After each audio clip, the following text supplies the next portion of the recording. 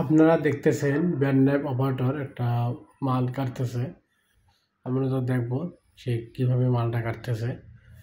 যেমন ভিডিওতে দেখতেছেন এখানে ব্যান্ডনাইফ অপারেটর কে এখানে মেশিনে চালাতেছে তার ছবি দেওয়া আছে, প্রতিনিধি হিসেবে দেওয়া আছে এটা, যাতে এমনি ছাড়া আর অন্য ব্যক্তি চালাতে পারবে না। বাইরের রিকোয়ারমেন্ট অনুযায়ী যে চালাবে অপারেটরের ছবি সহ নাম আইডি দিতে হবে। দেখেন ব্যান্ডনাইফ অপারেটর কত সুন্দরভাবে শেপ বলে দিতেছে, কোনো ধরনের সমস্যা হতেছে না।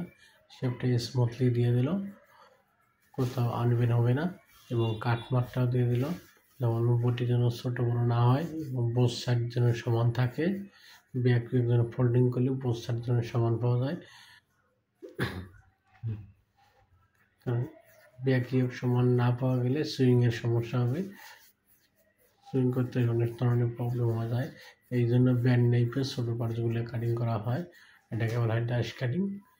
এক এক জায়গায় এক এক ধরনের কথা বলে এটা। আপনার যেখানে যে ফ্যাক্টরিতে গার্মেন্টসে চাকরি করেন, আপনাদের ওখানে এই মেশিনের নাম কি এবং এই কাটিংটার নাম কি আপনারা কমেন্টসে জানাই দেবেন। Thank you.